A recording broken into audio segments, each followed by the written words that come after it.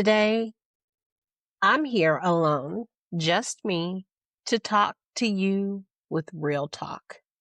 I want to talk to you about the unspoken truths in motherhood. Those are the things that a lot of us are thinking, but maybe we just are afraid to say. Before I begin, I want to say this very clearly. This conversation requires empathy. If conversations that are honest about motherhood make you uncomfortable, or if vulnerability immediately turns into judgment for you, or if you believe moms should just silently carry hard emotions without speaking out loud, this episode might not be the one for you. So I invite you to go ahead and close out because we don't want that space in our community today.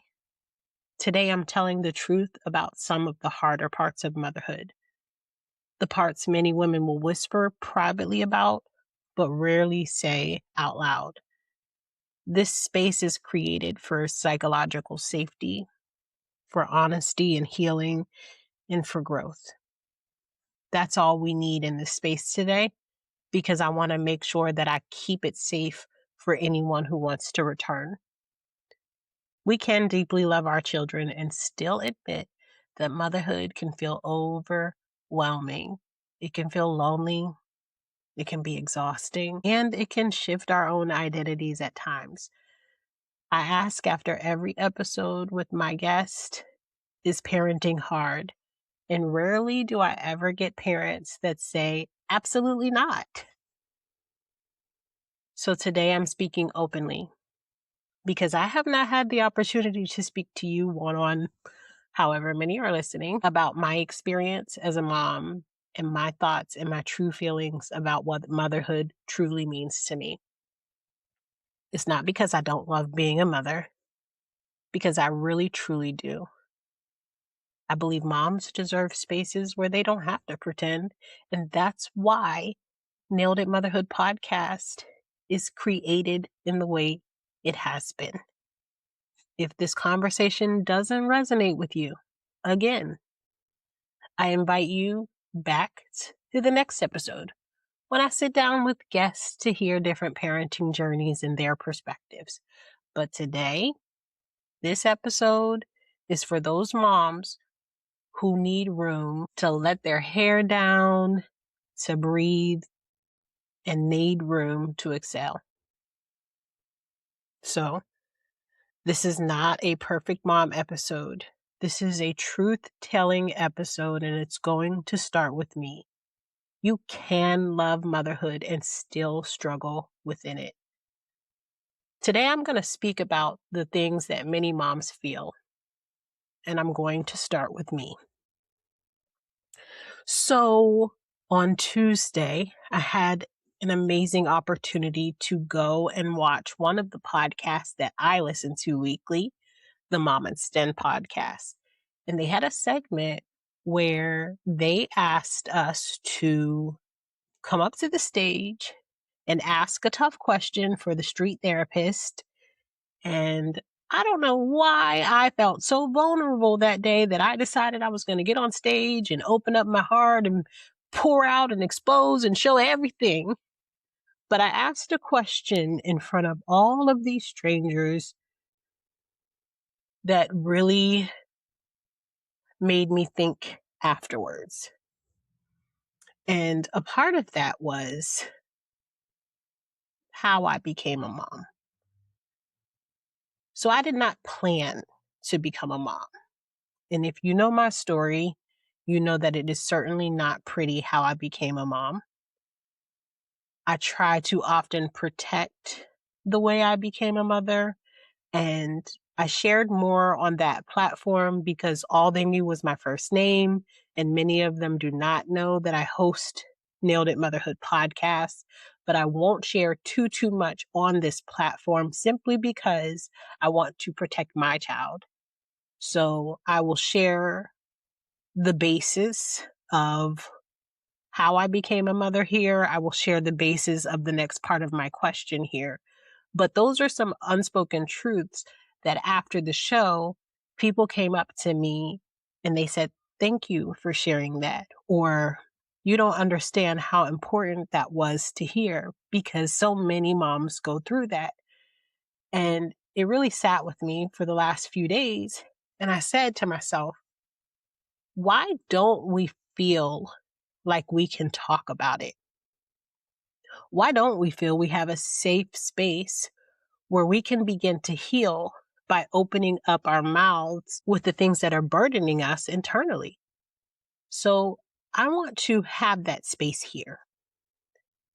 Again, if this is a space where you're going to be judgmental, I don't really want you in the space today. As much as I love to have your support, we don't need that type of energy in this space because we do want to continue building a community. But like I said, we are now talking about the expectations of being a mom when you weren't really planning on being a mom. I grew up very Christian, very Christian. So I knew I shouldn't be having sex before marriage. I knew all the things. But let's be real, I wasn't the only one doing it. And there's this type of scrutiny that comes when women are having sex unwed that does not come with men. And I think because of it, men are a little bit less shameful in some of their actions, and they don't carry regret with what they've done and how they get what they want. So the way I came about being pregnant was not the best. I was not in a relationship, but we tried to make it work. And we found out that this was not going to work. And because of that, and it was my decision that it was not going to work, because of that, my pregnancy was very hard. There was a lot of distress and a lot of turmoil. On top of that, I lost a lot of people. And I've talked about this many times on the podcast. I lost a lot of people during my pregnancy, and I'm talking about family and friends. No deaths, but really grievable friendships that were very, very strong and long-term friendships that I did not understand why they kind of just fizzled out. And I found out later down the line. But during that time of pregnancy where I felt like I needed people the most, it just didn't make any sense. But I didn't have time to sulk. So I was experiencing a lot of trauma before becoming a mom. I also had lived a very dark season of my life right before I got pregnant. That was whenever I had a blood clot turn into PE cluster, where I was hospitalized and could have died, had a swollen heart, stayed in the hospital for 4 days. I begged to see the image, and it took them 3 days to finally show me that it wasn't just one blood clot in my lungs. It was several clusters packed behind my lungs. And it was very scary. There were a lot of other things that were going on that I could probably write a real book about. And I'm considering parts of that, but I don't know if I want to share that much darkness of my life because that was a lot. Um, so when I became pregnant, it was a wake up call. It was a wake up call for me. I actually stumbled across this sticker today that I felt like it was perfect for this moment of my podcast episode. And the sticker says, "Behind every strong woman is a story that gave her no choice." I wanted to give up before I got pregnant. Um, and I knew deep down inside, I have to remember who I am. I have to remember whose I am. I have to remember who called me. But my life was not pretty. My life was not enjoyable. Nothing was going well for me before I got pregnant. And I mean, nothing was going well for me before I got pregnant. I knew that my time had expired in Philadelphia, and I knew that it was time to go. But one thing I was not thinking about was becoming a mom. I knew that my life was so ugly that I did not want to be a mom. I didn't even know if there was going to be hope for me to find a good person to be in a relationship with, let alone make a baby. But becoming a mom out of wedlock, at that time, I had no choice. So I had to be strong and I had to focus on, okay, I am in no position to raise a child. What does this look like for my child? But my child, my beautiful baby girl, forced me to turn back to God and remember who I was again and truly take it seriously. So I'm not going to lie. I don't know if I changed for me. I changed for my child, and everything that it took became an emotional adjustment of becoming a mom. Everything about my life was, well, I need to make more money. I was only working part time. I was driving for a Lyft to make ends meet. I need to figure out what that looks like because I can't afford a child. When I had her, I really wanted to move to Atlanta to pursue acting, but I knew I'm already in a city where I don't have family. What does that look like if I move to another city where I know absolutely nobody to pursue acting and I just had a baby? So that changed the trajectory of my life. So I lost control of my timeline and the decisions that I was making for me because I had somebody else to look after. I wasn't prepared emotionally, mentally, or financially. And let's be honest, it took a long time before I actually started therapy. It took a long time before I actually went back to talking to God like I should have. A long time. So my emotions weren't in check. My mental wasn't in check. My finances weren't in check. And it really didn't start until she was born. Even during my pregnancy, I was in so much trauma, I was probably crying more than anything. So who knew what the future was going to actually look like? It is truly by the grace of God that I even made it through my pregnancy and that my baby came healthy because I put her through a lot of stress and anxiety because of all the stress and anxiety that I was going through. So I have been challenged with loving my child while grieving who I was, while grieving who I wanted to become before I walked into my dark season, while grieving the season that I went through and trying to celebrate getting out of it before she got here. So she was not a part of the plan. And I thank God for her because I don't know that I would have continued to follow as strongly as I did. I think God did what he had to do at that time and sent her when he sent her because I might have slipped again. I might have met the wrong person who would have hurt me. I might have been so gullible and done something stupid to harm myself and not do what I'm called to do, which I am walking in now. So sometimes motherhood does begin before you're ready. When you're doing things that you are going to do to get pregnant, yep, it could happen. But sometimes God does step in and say, listen, this is what I need for you. And so because of that, I was not prepared to be a mother, but it was motherhood that saved my life. So the unspoken truth is I wasn't prepared and I didn't even know if I wanted children, but I now know that I needed a child. So this is a reminder that two things can be true.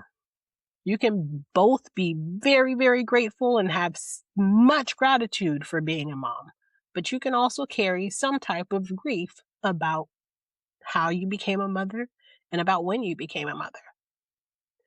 And it's how you navigate it and how you heal from it that truly matters.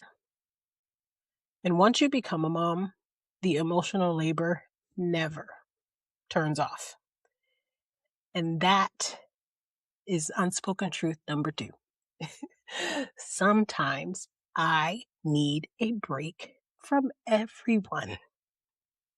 And I mean complete break. My mind is in mental overload often. And I love the fact that I finally am getting more vacation days.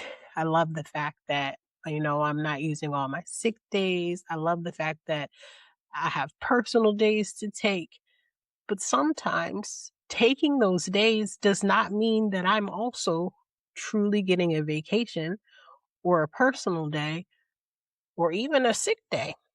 Being a mom means that I have to work nonstop. I'm at work working on my motherhood job because sometimes I'll get emails or calls from the teacher. And the first thing that happens whenever you get a call in the middle of the day is your heart starts to drop or your cheeks get hot. It is not easy always thinking about someone else. And sometimes I do want to just throw my hands up and say, I just want to take a long break away from everyone, turn my phone off, and just trust that they all got it. Um, my daughter teaches me so much. She is one of the most creative children that I will ever know. Um, I, and I thought I was creative, but I don't think you can get more creative than her. But the problem is she is on 200 from the moment she wakes up. Okay, I won't say the moment she wakes up because it takes a little bit to rev her up. But from the moment she gets started after she wakes up to the moment she talks herself to sleep, because that's the only way she's going to sleep, is when she stops talking. She's on it. She's on it.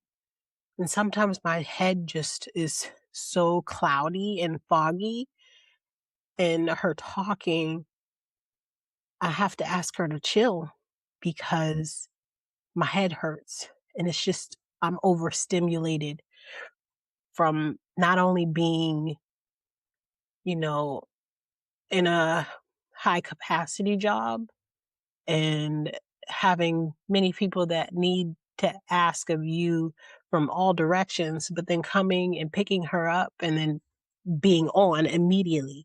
Mom, can I have this? I'm thirsty. I want this. Can I have a snack? Why didn't you do this? And it's just like, I have not had time. I have not had time to wind down. I have not had time. So the truth is, sometimes you just want to walk away because there is this mental overload that, shoot, it over exceeds anything, any job that you could ever have as a mom. It is a constant responsibility and you can't walk away from it. And I would absolutely, let me make this very, very clear. I will never, ever be giving my child up. But sometimes I just want to push her to the side and have somebody responsible enough that I know that I don't have to call and check in, that I can just disappear. And truth be told, I want to go by myself. I don't even want to go with my man. And I don't want to feel guilty for it. Love him to pieces. But wanting a break doesn't mean I don't love my family. Self-care is not selfish. And I really want to be able to take advantage of that. Mothers are expected to just recover. It doesn't matter if you're sick. It doesn't matter if you're tired. It doesn't matter if you're anxious. And if you do get a break, when you come back, nothing has changed. So sometimes I just want peace. That was my word of the year a couple years ago. I think I want to go back to that. What makes it even harder is that I feel like sometimes Mothers can be invisible while they're carrying all of this.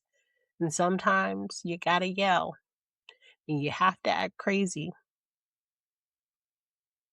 so people can hear you. So I'm going to share an example of that. Um, and I hope I don't embarrass anybody.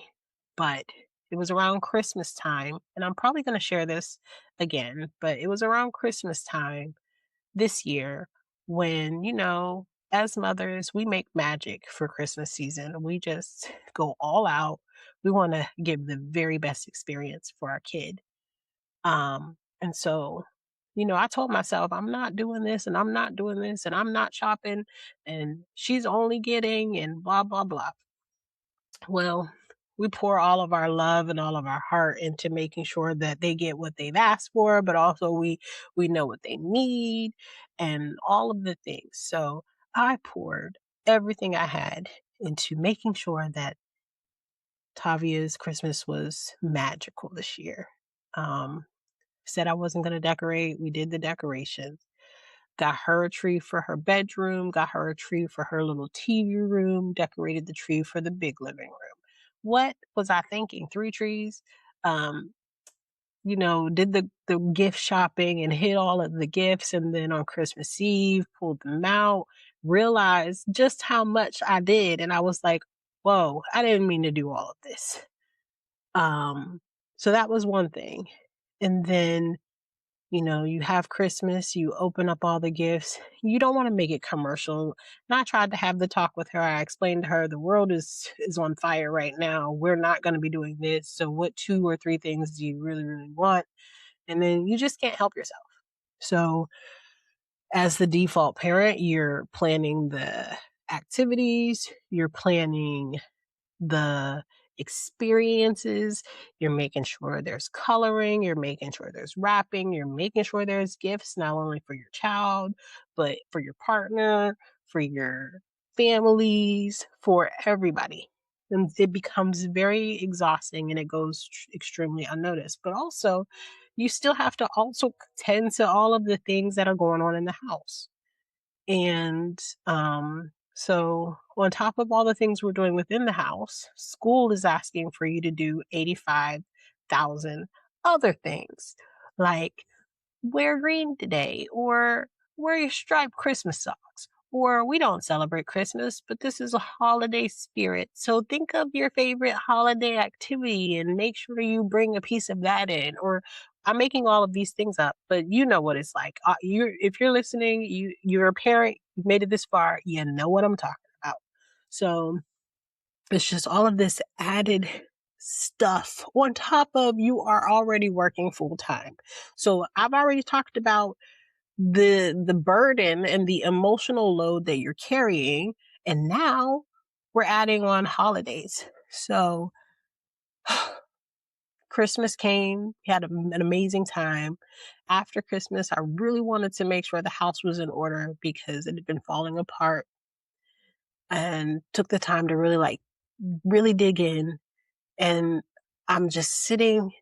I finally sit down after hours of really digging in, and I see my man sitting, I see my daughter sitting, and I'm just like, I'm mad. And then I see them playing with each other as if I don't exist. And it was just, I just spent all this energy on Christmas being this magical experience. And then you went back to forgetting me again. And sometimes you just don't feel appreciated for the things you do or for who you are. And until you're needed, sometimes you are not seen. And that is an unspoken truth that I'm sharing and I'm being very vulnerable and I might get in trouble about. But, if you don't talk about it, it won't change. So when it changes, then we can think about the strategies that were used to change it. And the first thing is to speak about it. So I do want to highlight that being needed is not the same as being seen.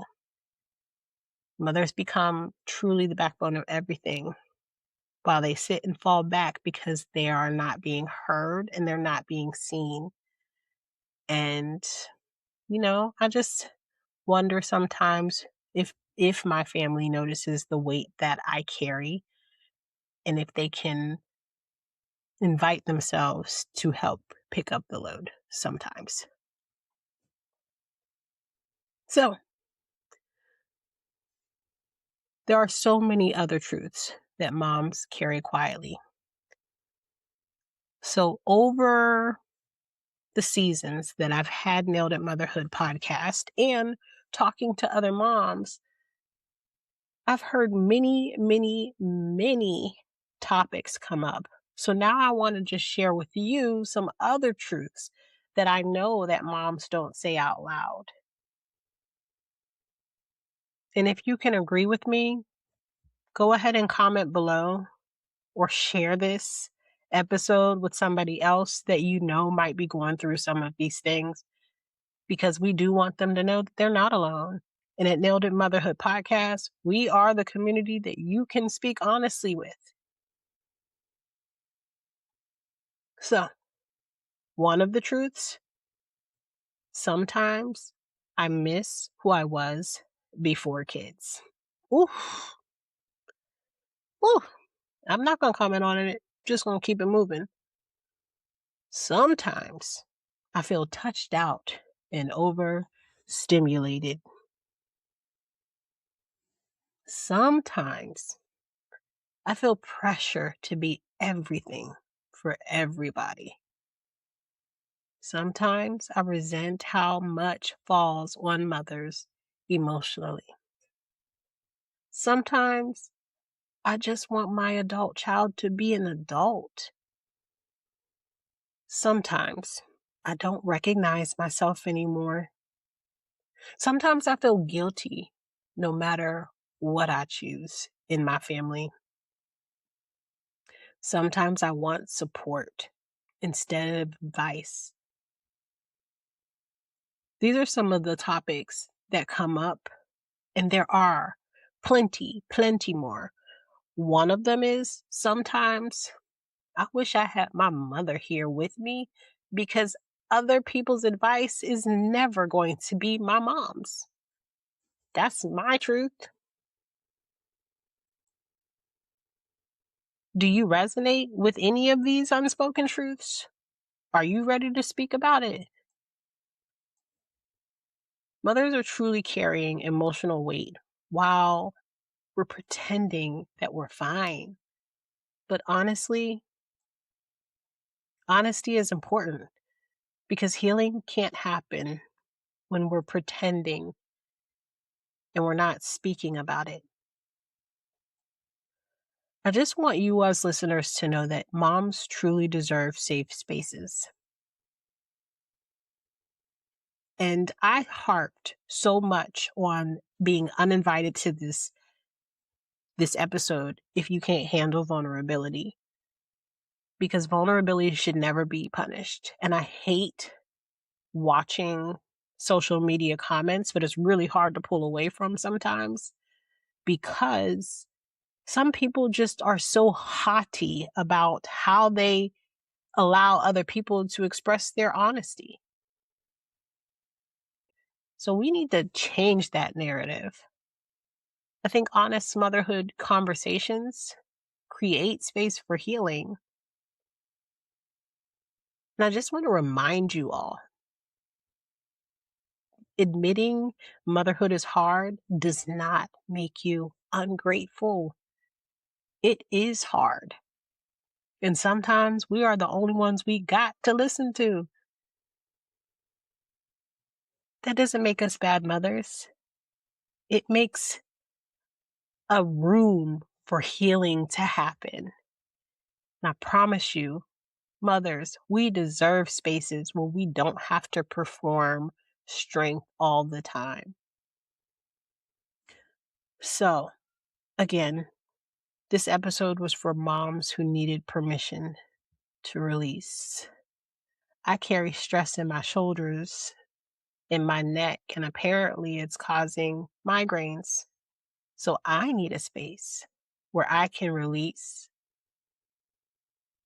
We don't want you to hold on to your truths privately and never say anything publicly anymore because we want you to know that you are in community. You are certainly in community with Nailed It Motherhood podcast.